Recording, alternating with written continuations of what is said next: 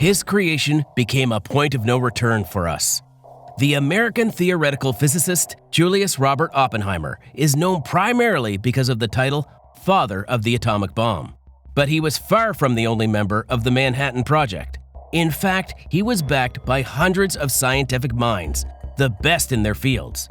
So what was so special about this person that he was chosen to lead a project of national significance? How did the result of the work affect him? And did the scientist regret what happened?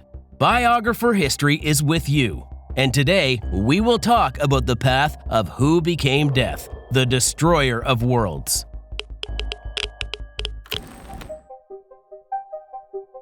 The biography of Robert Oppenheimer is not the story of an ordinary man, but a scientist of the 20th century. A time when a moral breakdown occurred and the researcher ceased to personify a scientist engaged in a noble cause. Scientists were faced with the ethical dilemma of responsibility to humanity for what they could bring to the world. You can clearly see it in the fate of the man who headed the collegial intellect, the laboratory where artificial death, a nuclear bomb, was born. Julius Robert Oppenheimer, the American theoretical physicist, was born into a Jewish family in New York City on April 22, 1904. His father, Julius, came from Germany to America in 1888 when he was 17. Julius Sr. was a poor immigrant who did not know the language, so he got a job with his uncle, a fabric importer. But by 30, he had become a partner and a wealthy man. He married artist Ella Friedman, who was born in Baltimore. She had a delicate nature with an elegant taste. Robert was generously gifted, which became clear from early childhood. His parents doted on him. The boy was accompanied everywhere by servants and had little contact with children. His parents were too protective of him. Oppenheimer then said, "My childhood did not prepare me for the fact that the world is full of cruel and bitter things. It gave me no normal, healthy way to be a bastard." In 1912, the Oppenheimers moved to Manhattan, the well-known fashionable area of New York. Their flat was luxuriously furnished thanks to the mother's exquisite artistic taste. The family had its own collection of paintings. There were originals by Pablo Picasso and Jean Vuillard, and at least 3 paintings by Vincent van Gogh among them. From childhood, Robert was instilled with a love for art, which reflected in his entire life. Parents were not limited to one thing, so at the age of 5, his grandfather gave him a collection of minerals, which was the beginning for him not of simple collecting, but of scientific research. There is a story about how Robert typed a letter to the New York Mineralogical Society, and there he, 11 years old, was mistaken for an adult.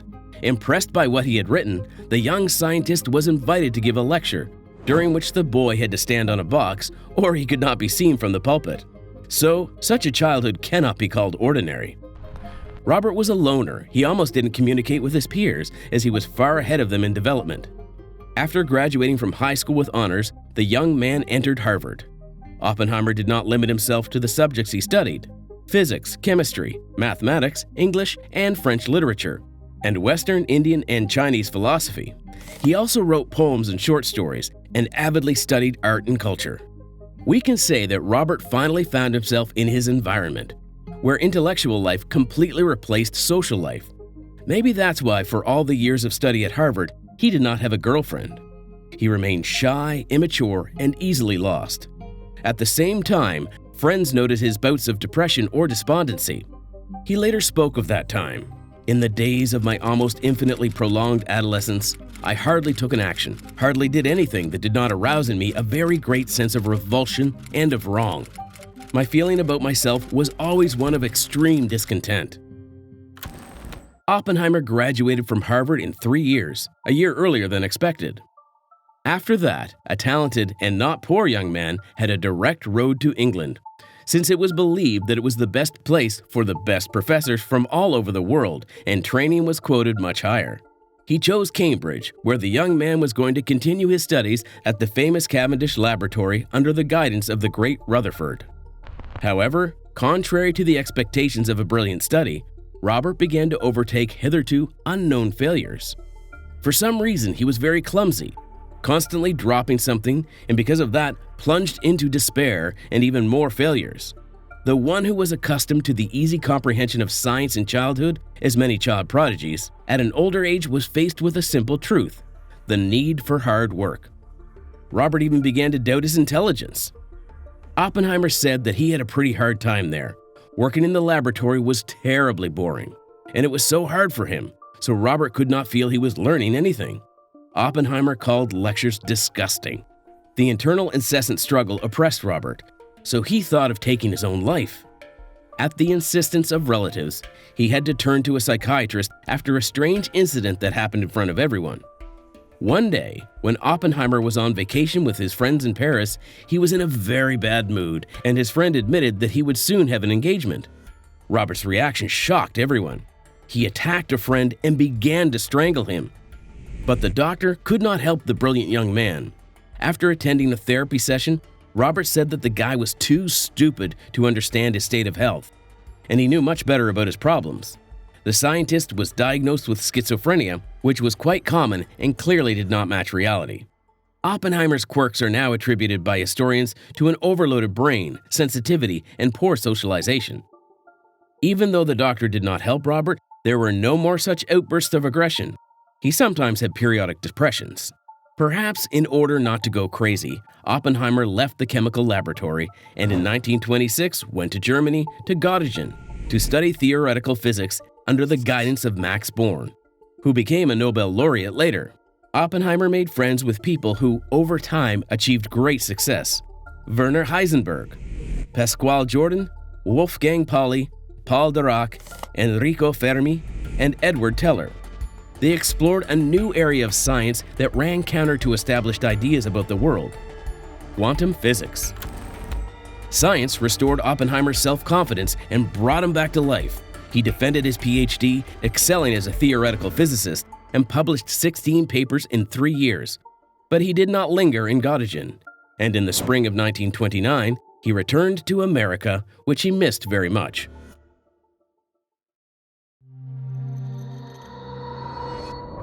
We can say that at the age of 25, Oppenheimer turned out to be the most advanced physicist in the United States. He wanted to develop and popularize a new direction of physics in his country. Oppenheimer received a lot of offers from various universities, and he chose Berkeley in California. The main reason why he chose that particular educational institution turned out to be somewhat eccentric. Robert admitted that he was attracted by a great collection of poems by French poets of the 16th and 17th centuries, collected in the university library. There he began to engage in science, the calculation of models of neutron stars. Students and colleagues recalled that he was mesmerizing, even hypnotic, during private conversation, but often indifferent in public. Those who communicated with him were divided into two camps. Some considered him an aloof and expressive genius and aesthete, and others saw him as a pretentious and disturbing poser. His students almost always belonged to the first category and adopted the habits of Oppies, from his walk to his speaking manner. You can feel his magnetism even now when watching documentary videos. Hans Bethe, an emigrated German physicist, spoke of Oppenheimer as a teacher in the following way. He always knew what were the important problems, as shown by his choice of subjects.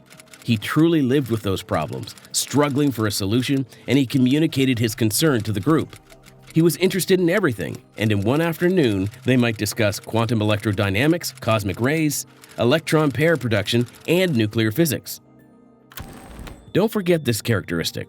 We will need it later. Such a fact is interesting. Students who took Oppenheimer's physics course took it twice. They would take a second year to fully understand it. Other students were taking it in pairs. One would listen, and the other would write notes, and they'd work up the lecture afterward, physicist Robert Christie said. In addition, Oppenheimer was in an incredible hurry. The chalk flashed across the board, and no one kept up with him.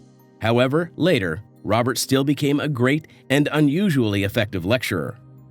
In 1930, note, he was just 26 years old, Oppenheimer wrote a paper that essentially predicted the existence of the positron. The scientist analyzed the 1928 work of Paul Dirac, refuting the author's assumption that positively charged electrons were protons, referring to the weight of the latter. His criticism made Dirac reconsider his position and postulate a new particle, which the scientist called an anti-electron, an electron with a positive charge but negative energy. 2 years later, that particle became known to the world as a positron. In the late 1930s, Oppenheimer, probably influenced by his friend Richard Tolman, became interested in astrophysics, which resulted in a series of articles. In the first of them, co-authored with Robert Serber in 1938 and entitled On the Stability of Stellar Neutron Cores, he researched the characteristics of white dwarfs. In 1939, Oppenheimer and his student Hartland Snyder wrote On Continued Gravitational Contraction, which predicted the existence of what is now called a black hole. That work, as well as work on gravity, is considered Oppenheimer's most important contribution to the development of physics. But when those discoveries were made, the scientists paid little attention to their importance. Later, their great importance was emphasized by Stephen Hawking. Nowadays, they often write that the determination with which Oppenheimer took up the creation of nuclear weapons was so strong due to his personal qualities and views on the world. Students and teachers noted his incredible horizons and the ability to think on his feet about various topics. His interest in poetry and literature, which in fact led him to Berkeley, despite the occupation of physics, continued to accompany him. Oppenheimer spoke 6 languages, which made it possible to read works in the original. We should also mention his other, oddly enough, passion, religion.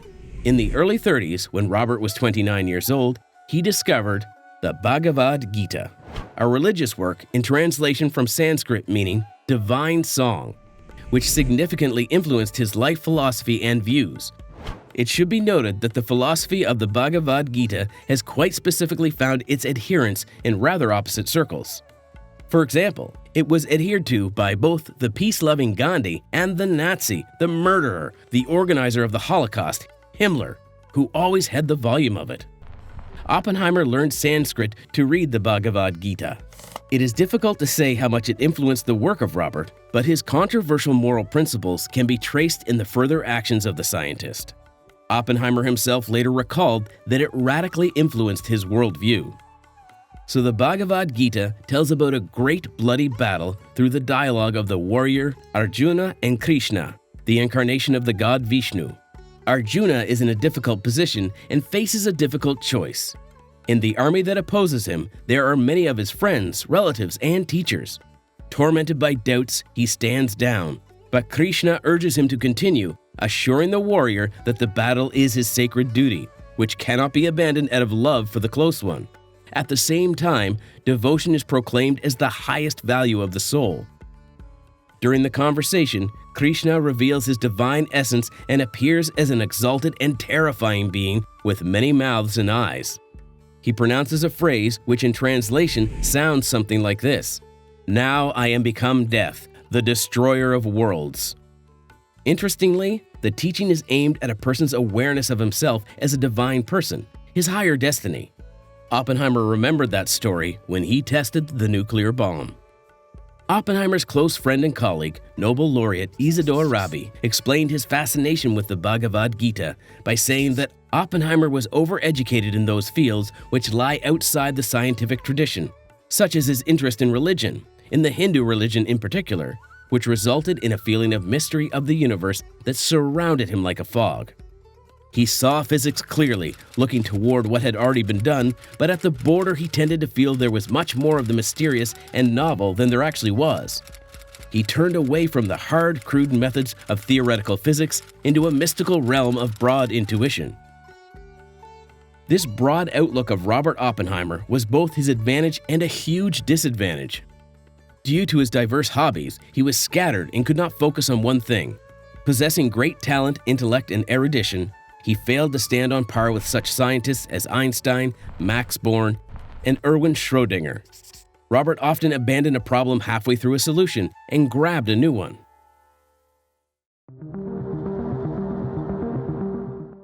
Was there a political background to his decisions? Until the early 30s, Robert was not interested in politics.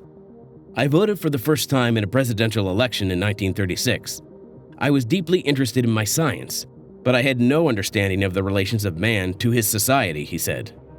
Also, the scientist said, I had no radio, no telephone. I never read a newspaper or a current magazine. I learned of the stock market crash in the fall of 1929 only long after the event.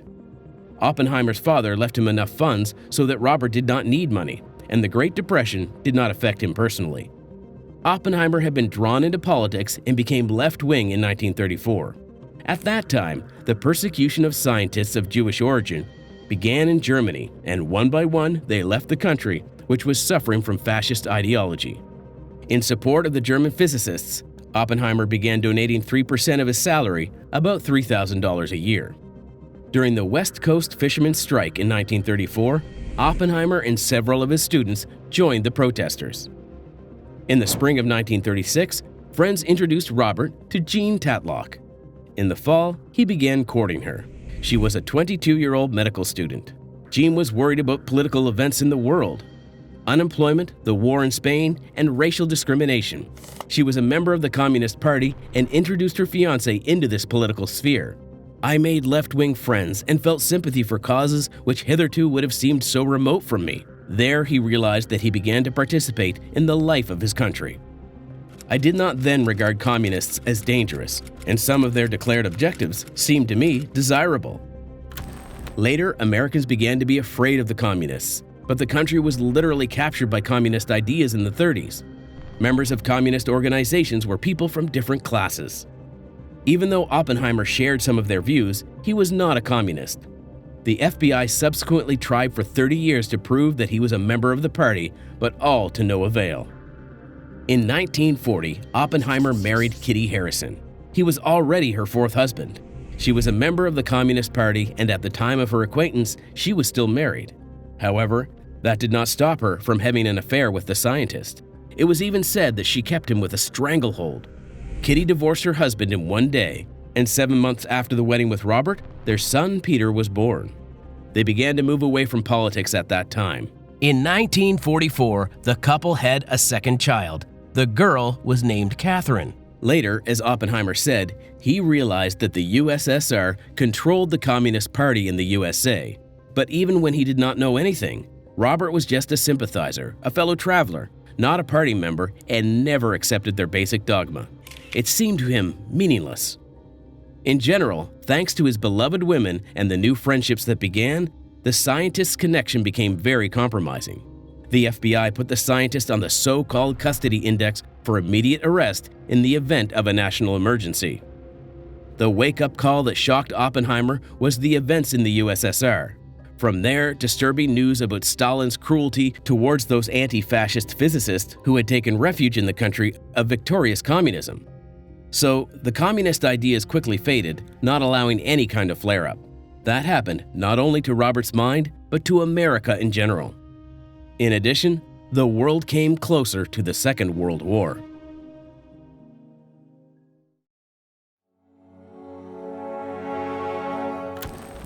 Against that background, a fantastic message appeared about the discovery of uranium fission by German scientists. It happened after the discovery of the neutron and the study of its influence on the nuclei of various elements. Due to the characteristics of the neutron, it could overcome the electrical repulsive force and create a nuclear transformation reaction, nuclear fission.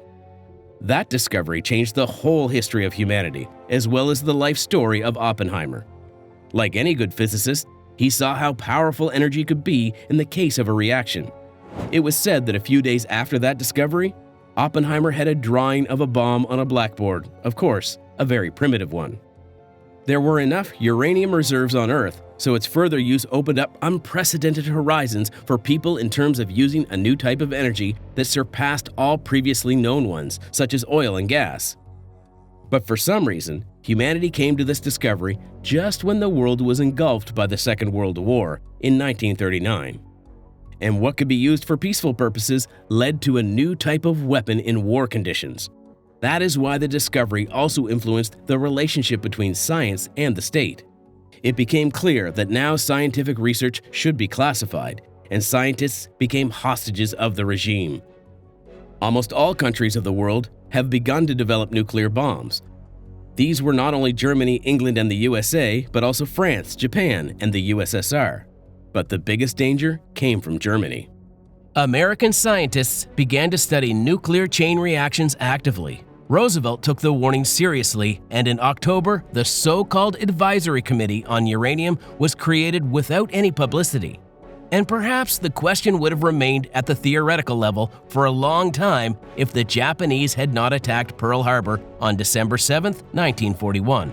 As a result, America entered the war, and all possible forces and means were used in research on the atomic bomb.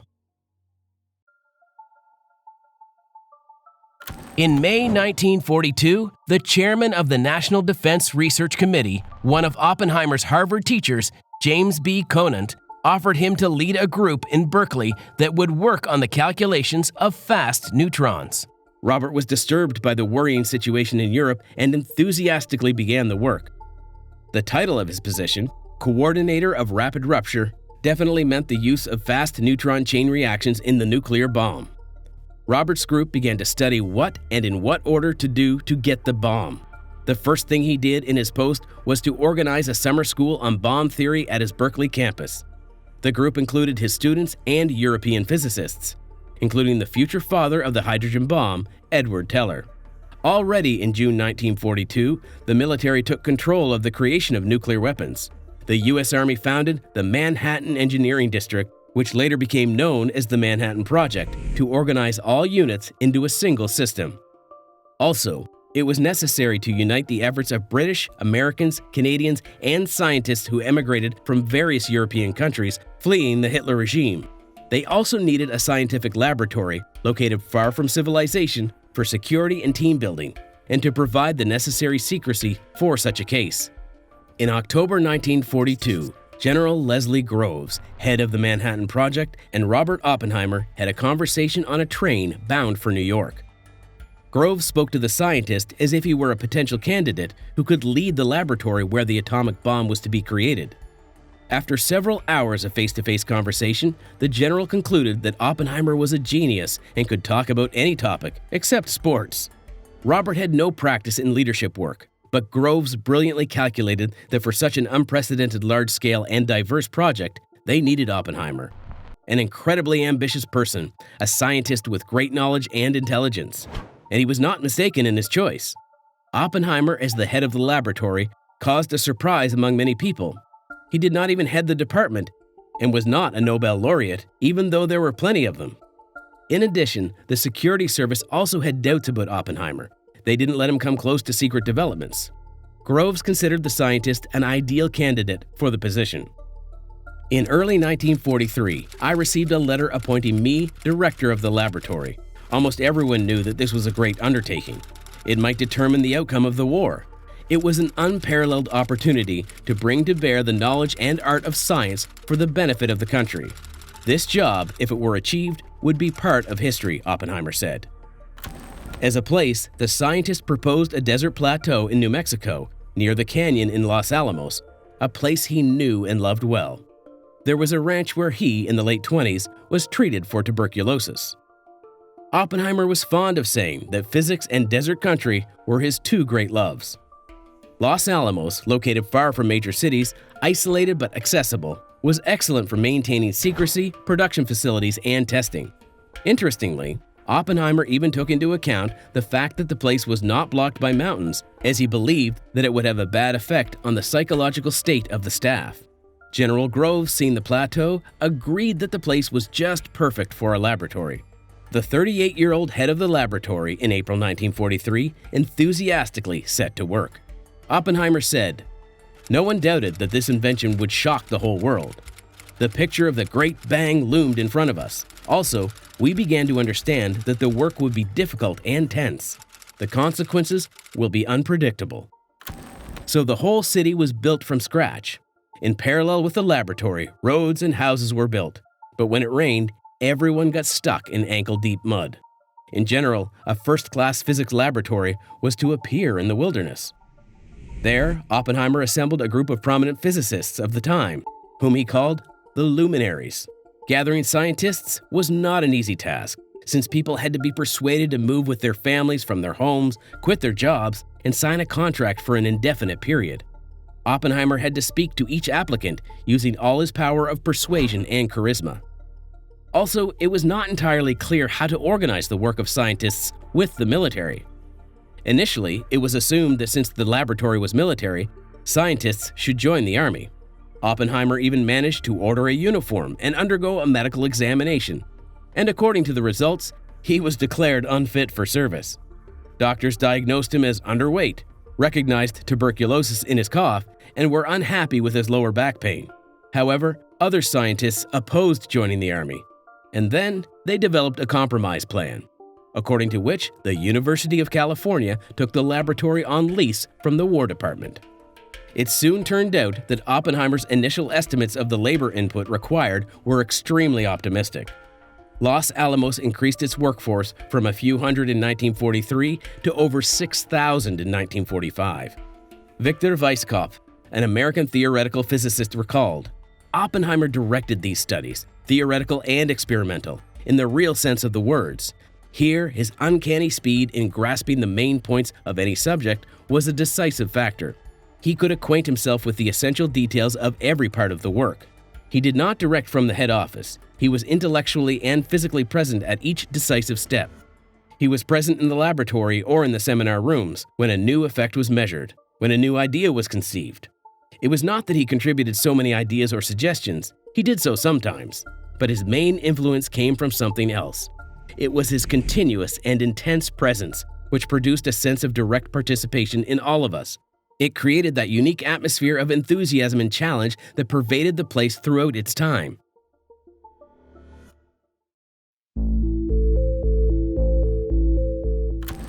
In the beginning, it was clear that the work would be carried out in the strictest secrecy. The scientific world was already ready to hide its developments. For example, physicist Percy Williams Bridgman, who was Oppenheimer's lecturer at the university, wrote in the journal Science that from now on, he is forced to close access to his laboratory to scientists of totalitarian states because a citizen of such a state is no longer a free individual, but he may be compelled to engage in any activity whatever to advance the purposes of that state. Cessation of scientific intercourse with the totalitarian states serves the double purpose of making more difficult the misuse of scientific information by these states and of giving the individual opportunity to express his abhorrence of their practices. It is a pity that the text apparently did not make any impression on the British physicist of German origin, Klaus Fuchs, a participant in the Manhattan Project from Great Britain, who, in fact, leaked information about nuclear weapons to the Soviet Union.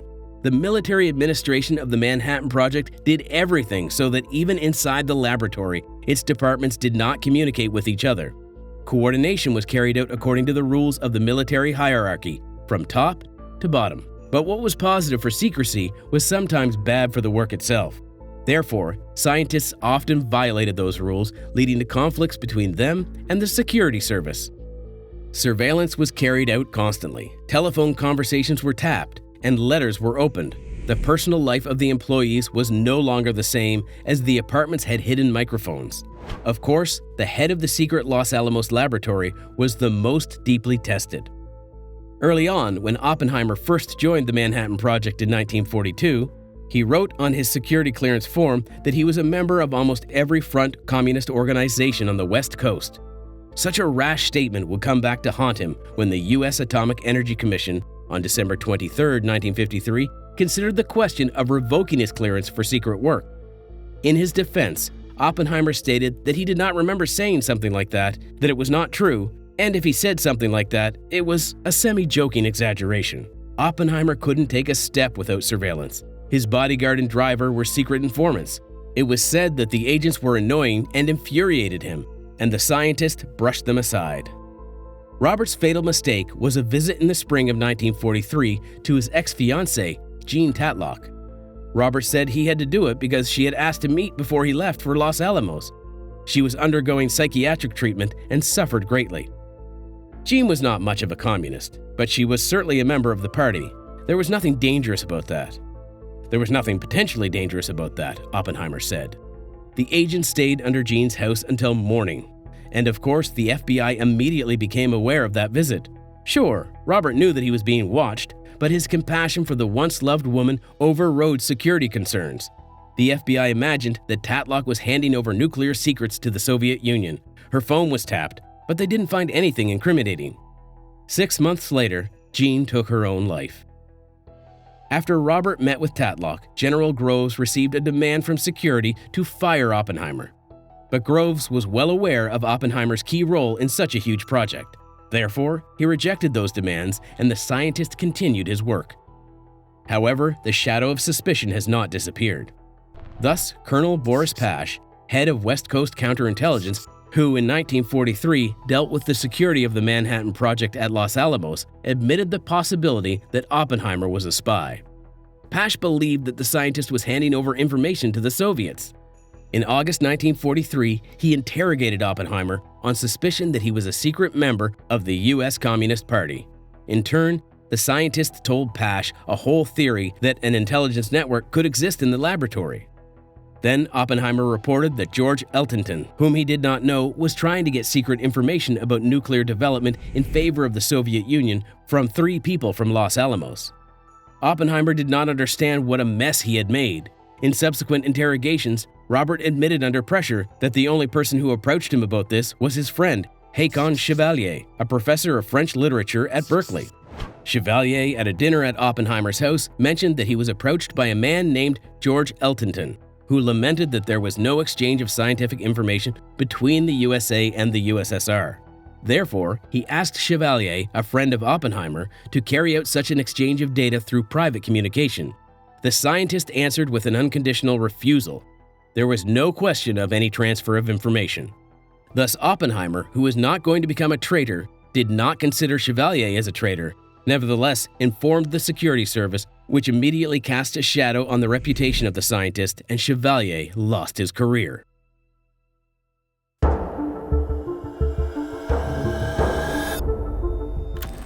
The main thing that captured Oppenheimer's whole life was the work that was in full swing at Los Alamos.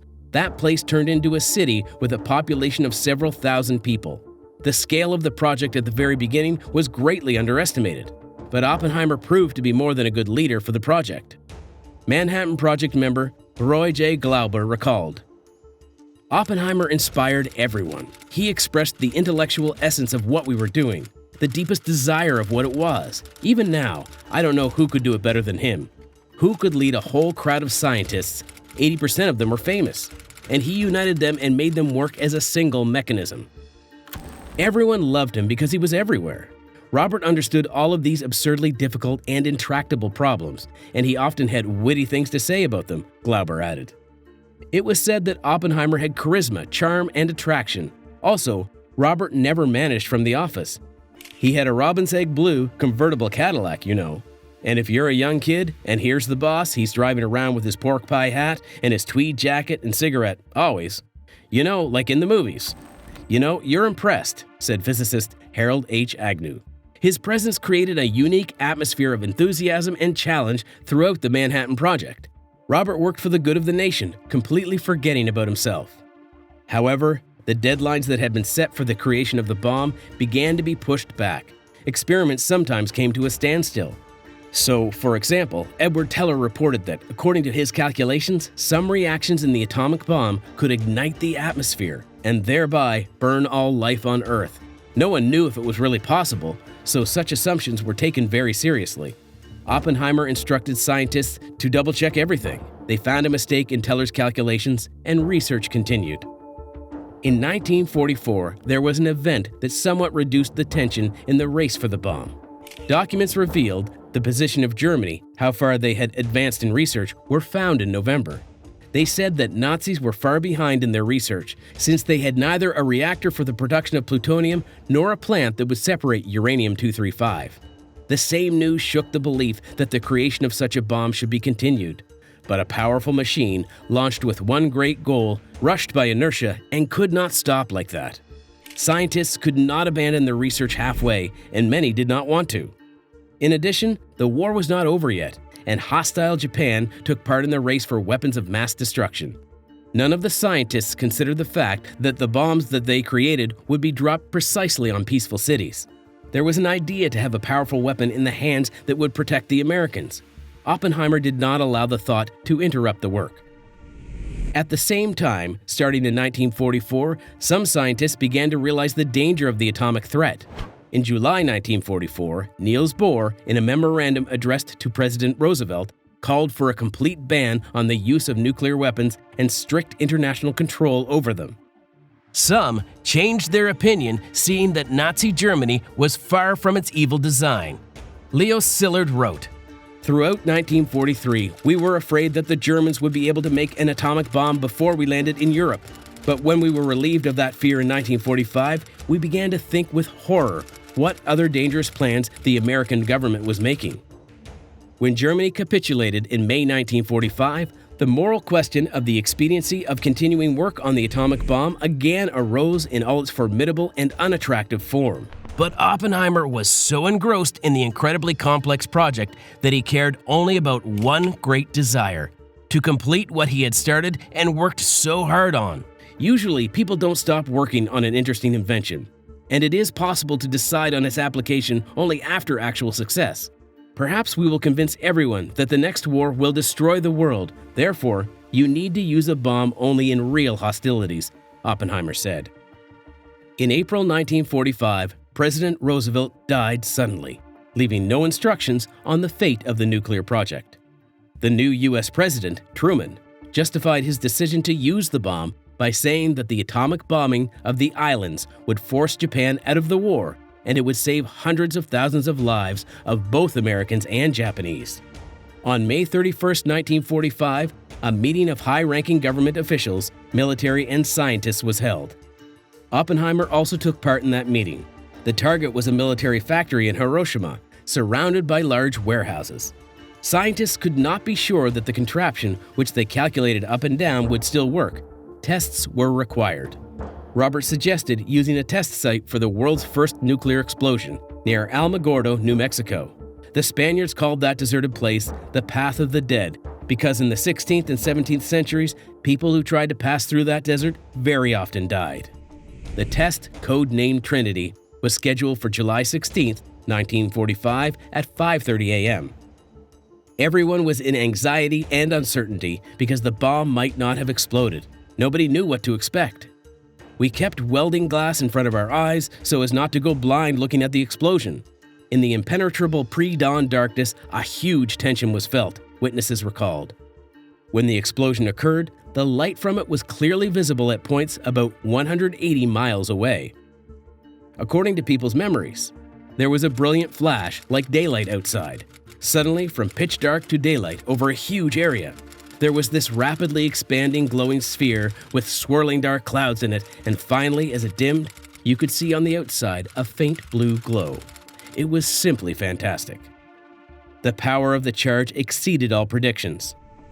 Brigadier General Thomas Farrell described Robert's reaction. Dr. Oppenheimer, on whom had rested a very heavy burden, grew tenser as the last seconds ticked off. He scarcely breathed. He held onto a post to steady himself. When the announcer shouted, "Now!" and there came this tremendous burst of light, followed by the deep growling roar of the explosion, his face relaxed into an expression of tremendous relief. 20 years later, during one of the TV shows, Oppenheimer recalled that moment. "We knew the world would not be the same. A few people laughed, a few people cried. Most were silent. I remembered the line from the Hindu scripture, the Bhagavad Gita. Vishnu is trying to persuade the prince that he should do his duty, and to impress him, takes on his multi-armed form and says, 'Now I am become death, the destroyer of worlds.' I suppose we all thought that, one way or another." According to eyewitnesses, the scientist's mood changed after the Trinity test. Like other residents of Los Alamos, he understood that a promising project became a terrible weapon in the hands of the military. Such things opened his eyes.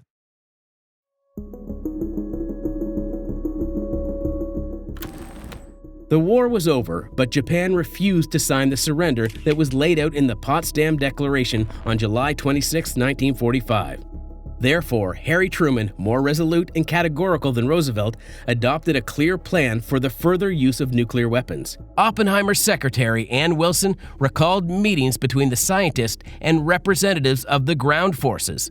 They chose cities among the targets that would become potential victims. During those 2 weeks, Robert was quiet and thoughtful, Wilson recalled, partly because he knew what was to come and partly because he understood their significance. According to her, Robert was completely depressed, but at the same time, he worked diligently to ensure that the weapon worked as efficiently as possible. That morning, smoking his pipe, he blurted out, "These poor little people, referring to the Japanese. As a result of the preparation, President Roosevelt supported options for possible targets. He approved the order, starting from August 3rd, as soon as the weather cleared, to bomb one of the cities, Hiroshima, Kokura, Niigata, or Nagasaki. Also in the future, as bombs arrive, the following cities from the list.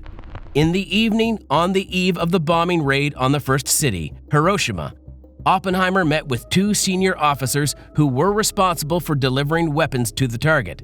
He gave them their clear instructions to ensure maximum lethality. Lieutenant Colonel Moynihan, a former newspaperman, published a report on his recommendation in 1946, recalling that the scientist was persistent, tense, and spoke nervously. "Don't let the bomb drop through the clouds or overcast," Oppenheimer said. "The target must be visible. Don't drop according to the radar, only visually. If you drop at night, then only in the light of the moon. That's the best. Don't fly too high, otherwise the target will suffer little." Early in the morning of August 6, 1945, an American bomber dropped the Little Boy atomic bomb on the Japanese city of Hiroshima. The Japanese learned about what happened to them only 16 hours later from an official statement made in Washington. Truman, addressing the nation, said, 16 hours ago, an American airplane dropped one bomb on Hiroshima, an important Japanese army base. That bomb had more power than 20,000 tons of TNT. The Japanese began the war from the air at Pearl Harbor. They have been repaid manyfold. Junior physicist Sam Cohen recalled meeting Oppenheimer with other scientists in a lecture hall. After the crowd burst into applause, Robert said, "It's too early to judge the results, but I'm sure the Japanese didn't like it." According to Cohen, the scientist was proud of the success and regretted that the bomb could not be made in time and dropped on the Germans. 2 days later, on August 9th, the Fat Man bomb was dropped on Nagasaki. During the Second World War, the city was a major seaport. It was also of particular importance as an industrial center in which steel production and the Mitsubishi shipyard and torpedo production were concentrated. Tools, ships, and military equipment were manufactured there. Explosions killed about 150,000 people. Another 150,000 died in the next 5 years from previously unknown radiation sickness. Colleagues and acquaintances of Oppenheimer recalled that the general joy was replaced by a state of disgust. According to the journalist Charlotte Serber, despair gripped the laboratory. An FBI informant reported on August 9th that Oppenheimer had turned into a bundle of nerves, and the scientist was said to have called the bomb so terrible a weapon that there will be no more wars. After the second bombing, Oppenheimer doubted the need to use the atomic bomb. It was said that he even fell into depression. This project had bad consequences. They hung over us like a cloud, and today the future not only beckons, but is one step away from hopelessness, he wrote to a friend. To the American Philosophical Society, 3 months after the bombing, he said, "Some of you will have seen photographs of the Nagasaki strike, seen the great steel girders of factories twisted and wrecked. Atomic weapons are weapons of aggression, of surprise, and of terror. If they are ever used again, it may well be by the thousands, or perhaps by the tens of thousands." Although Oppenheimer was a supporter of the use of the atomic bomb, he understood that it would give rise to a new wave of terror. Jean Bacher, a friend of Catherine Oppenheimer, recalled, "Kitty rarely shared her feelings, but at that time, she said she didn't know how she could handle it, and that Robert was completely lost." And Ernest Lawrence recalled that during the meeting, he found the scientist tired, gloomy, and deep in thought. Richard Rhodes, the Pulitzer Prize-winning author of The Making of the Atomic Bomb, states that Oppenheimer was tormented by conflicting feelings. He saw the question in all its complexity. It wasn't so simple as, was he guilty about building such a weapon? He understood that the bomb was going to change history. He might have hoped that there was some other way to demonstrate its effectiveness. They knew what they were making.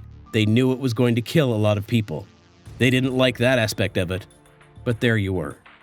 After America's victory, a scientist told Secretary Stimson and the president, We are not only unable to outline a program that would assure to this nation for the next decades hegemony in the field of atomic weapons, we are equally unable to ensure that such hegemony, if achieved, could protect us from the most terrible destruction.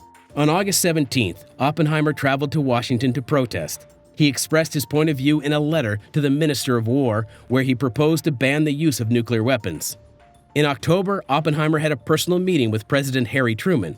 Their conversation went something like this: "Mr. President, I feel I have blood on my hands." And Truman replied, "You can wash it off with water." After that, Truman was very indignant at the scientist and even forbade him to be allowed to see him, since it was the president and not the scientist who gave the order to bomb. What then to say about my hands, thought the president. Before leaving Washington, the scientist learned that the president had imposed a ban on the disclosure of any information about the atomic bomb, and Secretary of State Burns announced that in the prevailing international situation, there was no alternative but to push forward the MED, Manhattan Engineering District program. Oppenheimer returned to New Mexico even more dejected. After the war, Robert became a national hero, the personification of a scientist of a new era, and also a world celebrity. His face appeared on the covers of Life and Time magazines. And Truman still had to meet with the scientist again when he awarded him the Presidential Medal of Merit. Oppenheimer's successful work as head of Los Alamos was celebrated in 1946. Robert began to be invited to numerous interviews. He became the first head of the General Advisory Committee, GAC. It included leading U.S. scientists in the field of nuclear physics. Many of them took part in the Manhattan Project. The scientist was very happy with this appointment. He waited for the opportunity to deal with the big problems with the control of the atomic bomb. At least, that's what it seemed to him at the time. The Manhattan Project has accomplished its only mission: the creation of the nuclear bomb. After that, many scientists returned to their universities, to their former scientific work. In October 1945, Oppenheimer left Los Alamos. He accepted an offer from Lewis Strauss to head the Institute for Advanced Study in Princeton, New Jersey, where the world's most famous scientist, Albert Einstein, once taught. Previously, Oppenheimer did not consider the institute as a place where serious research was conducted. After he visited it for the first time before the war, he wrote sarcastically to his brother, "Princeton is a madhouse where selfish luminaries, scattered and helpless, shine in the void." But over the years, he changed his mind, believing that he could change the status and prospects of the institute. "It takes some thought and trouble to do a good job," he told Kitty, "but such things come naturally to me." Robert was going to transform the scientific institution into a center of world-class theoretical physics.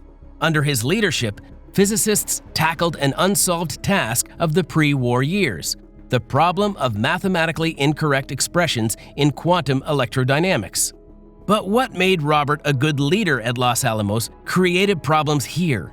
Rigidity and aloofness, intensified by experiences, manifested themselves in Princeton with such force that it frightened even those close to him. Wit and elegant manners did not help, and sometimes the scientist was not able to hide his caustic arrogance. Theoretical physicist Abraham Pius remembered several cases when Oppenheimer's overly harsh remarks brought young scientists to tears. The salary was $20,000 a year. Plus, Oppenheimer got free accommodation in a personal director's house, as well as a 17th century estate with a cook and caretaker, surrounded by 107 hectares of woodland. It was a spacious 3-story white mansion built in the early 18th century. Immediately after settling in, the scientist ordered to organize a greenhouse behind the house for his wife, who was very fond of orchids. When we moved in, Oppenheimer told the reporter, "I thought that I would never get used to living in such a big house, but now, surrounded by a pleasant mess, I really liked it." Robert bathed in glory. But there was something else that upset him as much as the dangerous brainchild. He left behind his beloved woman. Her name was Ruth Tolman, and she was the wife of his close friend Richard, with whom Oppenheimer worked closely during the war. He met them for the first time in Pasadena in the spring of 1928 and always considered them best friends. Ruth worked as a clinical psychologist, and Robert shared her passion for psychology. According to some sources, they began a love relationship after the Second World War. While preparing to move to Princeton in the summer of 1947, Oppenheimer wrote Ruth a letter during a vacation in Los Pinos, complaining that he was exhausted and scared of the future. Ruth replied, "My heart overflows with much, much unspoken. Like you, I am grateful for the opportunity to write letters. Like you, my soul cannot accept that our monthly meetings will cease." There are no Oppenheimer's letters to Ruth Tolman. They were destroyed after her death, but her letters were permeated with tenderness and love. "I look back on a wonderful week together," she wrote in one undated letter. "With gratitude in my heart, my dear, it is impossible to forget. I would give a lot to spend even one more day like this. In the meantime, I send you love and tenderness," she wrote in one of them. But despite their feelings, both of them were not going to sacrifice their marriages. Ruth maintained a good relationship with Kitty and the Oppenheimer children. It must be said that, at that time, Oppenheimer began to promote such beliefs as openness and access to scientific ideas and developments. So, for example, he spoke about the free, undistorted exchange of opinions in a complex technological world, the basis of freedom. All I want to say is this much secrecy necessary? Why can't we talk about many things? Are we really being reasonable? Thought Oppenheimer. At the end of the war, America was the only nuclear power, and Truman believed that national security needed to maintain secrecy in this area. But Oppenheimer and most nuclear scientists were opposed to that position. The scientists began to defend the position of strict international control over the use of nuclear weapons and the elimination of secrecy. "I have been asked whether there is hope for the nation's security in keeping secret some of the knowledge which has gone into the making of the bombs. I am afraid there is no such hope. I think that our only hope lies in openness and good faith cooperation with other people of the world," he said. As a result, Oppenheimer, as a member of the advisory board to the Atomic Energy Commission, had a huge impact on the report, which formed the basis for the development of the so-called Baruch Plan.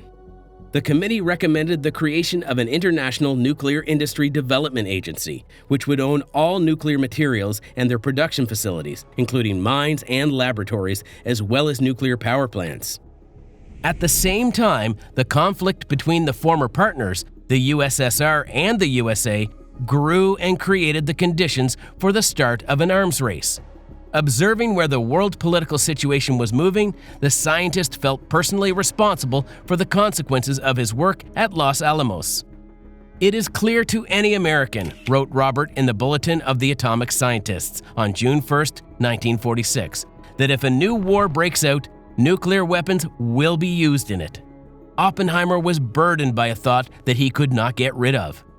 We know this because in the last Great War, two of the most educated and humane countries in the world, Great Britain and the United States of America, used nuclear weapons against a virtually defeated enemy.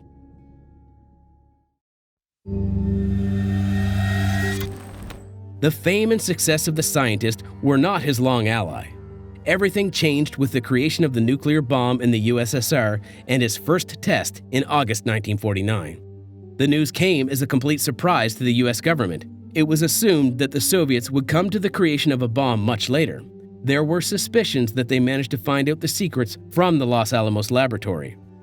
At the same time, discussions began on the creation of a more powerful weapon, the hydrogen bomb, which Edward Teller was actively interested in while working on the Manhattan Project.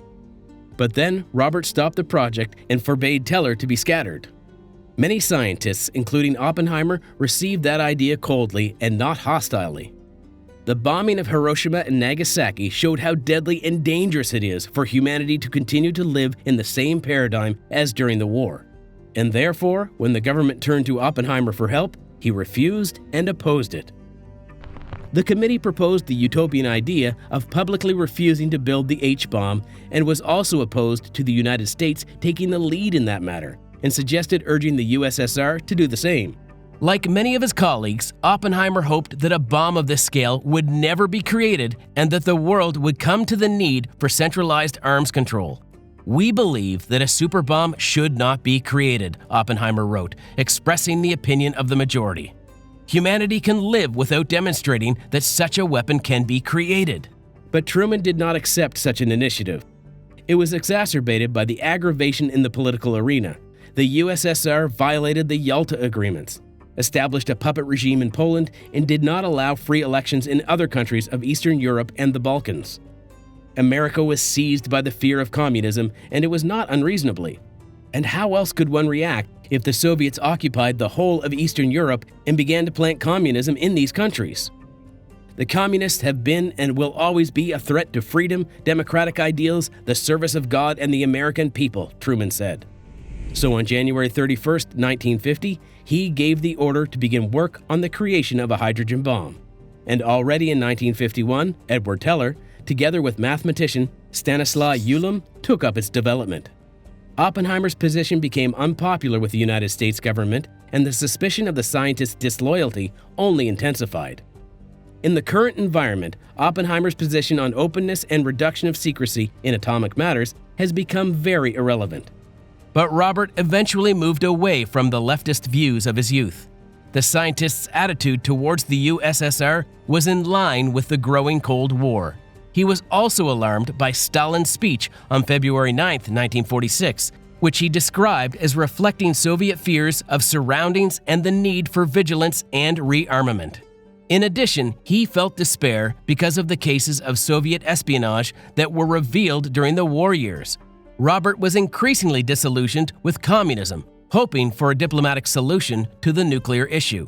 His right-wing views did not help him avoid problems. Since the 1940s, the FBI has kept a close eye on the scientist because of his links to communists in the past. Despite his dedicated work at Los Alamos and Oppenheimer's reputation as an outstanding leader and father of the atomic bomb, FBI Director John Edgar Hoover continued to suspect him of leaking secret information.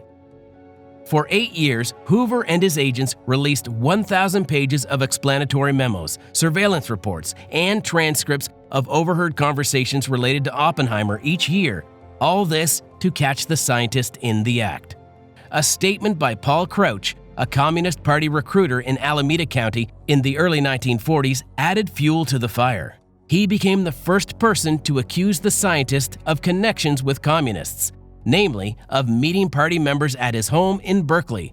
Robert proved that he was in New Mexico during the gathering of party members, and the case was closed despite the wide publicity. In November 1953, William Liscombe Borden, former executive director of the Joint Committee on Atomic Energy, sent a letter to J. Edgar Hoover, which stated that according to available classified information, J. Robert Oppenheimer, with some degree of probability, is an agent of the Soviet Union. Robert probably understood that he was being watched, and that annoyed him terribly. One day at Berkeley, while talking to a former student, Joe Weinberg, he suddenly pointed to a brass plate on the wall and asked, "What the hell is that?" Weinberg tried to explain that the university removed the old intercom and plugged the hole in the wall with a plate. However, Oppenheimer cut him off. "It's a hidden microphone and it's always been there." After that, he went out of the office, slamming the door. In addition, the scientist was sure that his phones were tapped. They really were.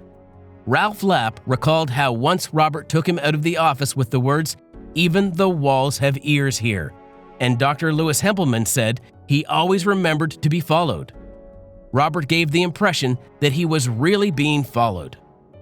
When Robert returned from England, where he had given a series of lectures and received an honours causa doctorate in December 1953, Atomic Energy Commission Commissioner Lewis Strauss informed Oppenheimer that the hearings on the scientist's access to classified information had been suspended. Strauss had long felt resentment towards Oppenheimer. Robert opposed the hydrogen bomb, which Strauss advocated, and once humiliated him in front of Congress with a scathing remark. Oppenheimer was asked to resign. However, the scientist did not do that and insisted on resuming the hearings. Hearings which were closed were held in April to May 1954.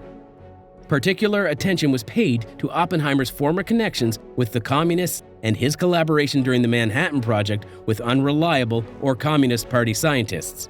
Recall that his wife, bride, and brother were also communists. Oppenheimer testified for 27 hours. He was completely devastated, and the man who practically affected Robert's reputation was the father of the hydrogen bomb. Edward Teller was the last to testify in the Oppenheimer case. When asked about the trustworthiness of his former colleague, Teller replied, "I thoroughly disagreed with Dr. Oppenheimer on numerous issues, and his actions frankly appeared to me confused and complicated. I feel that I would like to see the vital interests of this country in hands which I understand better, and therefore trust more. I would feel personally more secure if public matters would rest in other hands." During Oppenheimer's trial, he was the only member of the scientific community to say that Oppenheimer should not be given security clearance. Oppenheimer took the results of the safety hearing very calmly, but he was a different man. Much of his former spirit and vivacity had left him, physicist Hans Bethe recalled. Years later, in 2009, a group of researchers, John Earl Haynes, Harvey Clare, and Alexander Vasilyev, based on materials from the KGB archive, confirmed that Oppenheimer was never engaged in espionage for the Soviet Union. The special services of the USSR periodically tried to recruit him, but without success. Moreover, he fired several people who sympathized with the Soviet Union from the Manhattan Project. Teller's testimony left Oppenheimer vulnerable to charges by a congressional aide that he was a Soviet spy. It led to the destruction of his career. Oppenheimer was crushed. He was called unreliable, dangerous to the state, and even a liar. Robert was deprived of access to classified materials, influence, authority, and post. And all that was done with the government's chief expert on nuclear weapons, the father of the atomic bomb, friends said that Robert fell into despair. After the hearing started in 1954, Oppenheimer spent several months of the year on St. John, one of the Virgin Islands. And after 3 years, he bought a plot of land with an area of 2 acres, 0.81 hectares, on Gibney Beach and built a Spartan house on the shore. He spent time with his family, sailing with his daughter Toni and wife Kitty. Deprived of political influence, Oppenheimer continued to lecture, write, and work in physics. He visited Europe and Japan, giving lectures on the history of science, the role of science in society, and the nature of the universe. Robert drew his authority exclusively from the status of a public figure. Over time, the image of a humanist who worried about the future of humanity became fixed for him. The scientist did not stop worrying about the potential danger that scientific inventions could pose humanity. Together with Albert Einstein, Bertrand Russell, Joseph Rotblat, and other eminent scientists, he founded what would later in 1960 become the World Academy of Arts and Sciences. After the public humiliation, Oppenheimer no longer signed major open protests and made no statements or comments against nuclear weapons. Trying to prove his trustworthiness, he avoided all public confrontations, especially in the matter of his work on the Manhattan Project. But gradually, the scientist became a symbol for liberals, representing the vices of the Republican Party. Many began to see in him a scientist martyr. In the summer of 1954, the Washington Post published a series of articles presenting Oppenheimer from the good side. One article headlined, "Drama Packs Amazing Oppenheimer Transcript," called the hearing an Aristotelian drama, Shakespearean in richness and variety, with Eric Ambler allusions to espionage, a plot more intricate than Gone with the Wind, and with half again as many characters as War and Peace. When Columbia University invited Robert to give a speech on the occasion of its bicentennial, Oppenheimer delivered a pessimistic and sad address. This is a world in which each of us, knowing his limitations, knowing the evils of superficiality and the terrors of fatigue, will have to cling to what is close to him, to what he knows, to what he can do, to his friends and his tradition and his love, lest he be dissolved in a universal confusion and know nothing and love nothing. In the spring of 1957, the Faculty of Philosophy and Psychology of Harvard University invited Oppenheimer to give one of the lectures, but the scientist faced condemnation and rejection. Some Harvard alumni, led by Archibald Roosevelt, threatened to suspend sponsorship if Robert was allowed to do it. The lecture took place despite the aggression. More precisely, it was a series of 6 lectures that Oppenheimer called the Hope of Order. Writer and journalist Edmund Wilson, who attended one of the lectures, recorded his impression of the famous scientist. He recalled Oppenheimer. He called Oppenheimer a brilliant man who had been beaten by the age, who knew no more what to do about it than anybody. who was as incapable of leading it as anybody. According to Wilson, Oppenheimer's humility now seemed hangdog. But there were also good times in Robert's life. Many European countries awarded him. In September 1957, France made him an Officer of the Legion of Honor. On May 3, 1962, Oppenheimer was elected a foreign member of the Royal Society. By the early 1960s, Oppenheimer had begun to emerge from political obscurity. Although the Kennedy administration did not reinstate Robert to public service, liberal Democrats nevertheless considered him a deserving man who had innocently suffered at the hands of Republican extremists. In April 1962, the U.S. government changed its attitude toward Oppenheimer during the McCarthy years when President Kennedy invited him to dinner at the White House with Nobel Prize winners. After the reception, Oppenheimer's old friend on the AEC Advisory Committee, Glenn Seaborg, asked if he would be willing to undergo another hearing to regain access to state secrets. "Not for anything in life," Robert snapped. In 1963, at the urging of Oppenheimer's many friends among politicians who had achieved high positions, U.S. President John F. Kennedy awarded the scientist the Enrico Fermi Prize as a sign of political rehabilitation. The president did not have time to give it to the scientist. After his death, this role went to his successor, Lyndon Johnson. The award was for his contributions to theoretical physics as a teacher and creator of ideas, and his leadership of the Los Alamos Laboratory and the atomic energy program during critical years. According to the memory of those present, standing in the hall of the office of the White House, the scientist looked like a stone statue, gray-haired, motionless, almost lifeless, tragically tense. At that point, he told Johnson, "I think, Mr. President, it took some courage for you to present this award today." Gradually, the scientist's health began to fail. Oppenheimer was an inveterate smoker since his youth. He almost never took the pipe out of his mouth. In late 1965, he was diagnosed with cancer of the larynx. Even though he stopped smoking and survived a painful operation, the disease did not recede. Robert began attending radiation therapy sessions at the Sloan Kettering Cancer Institute in New York. By the end of May, it became clear to everyone that he had faded away. The operation was unsuccessful. At the end of 1966, he underwent radio and chemotherapy, which also had no effect. Exhausted by the disease, Oppenheimer somehow managed not to lose heart. Freeman Dyson said of him, "His spirit grew stronger as his bodily powers declined. He accepted his fate gracefully. He carried on with his job. He never complained. He became quite suddenly simple and no longer trying to impress anybody." Oppenheimer always knew how to present himself effectively, but now he was simple, straightforward, and indomitably courageous. On February 15, 1967, Oppenheimer fell into a coma, and on February 18th, at the age of 62, he died at his home in Princeton. Robert Oppenheimer was undoubtedly a great man who embodied the image of a 20th century scientist. On the one hand, the researcher cannot influence the inevitability of discoveries. They can neither be hidden nor slowed down. On the other hand, he has become responsible for the ethical problems that these discoveries bring to the world. Did he regret his brainchild?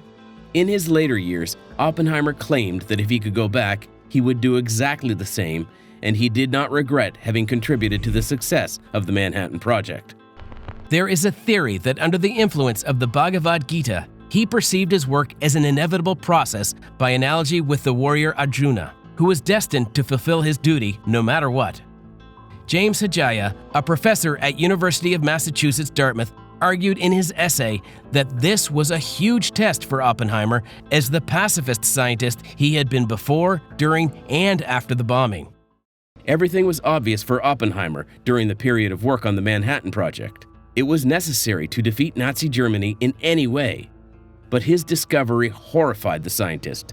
2 years after Trinity, Oppenheimer said, "In some sort of crude sense, which no vulgarity, no humor, no overstatements can quite extinguish, the physicists have known sin, and this is a knowledge which they cannot lose." Oppenheimer was determined by fate or history to become a symbol of the scientist of the middle of the 20th century when a moral crisis occurred. and the researcher ceased to represent a scientist engaged in a noble cause.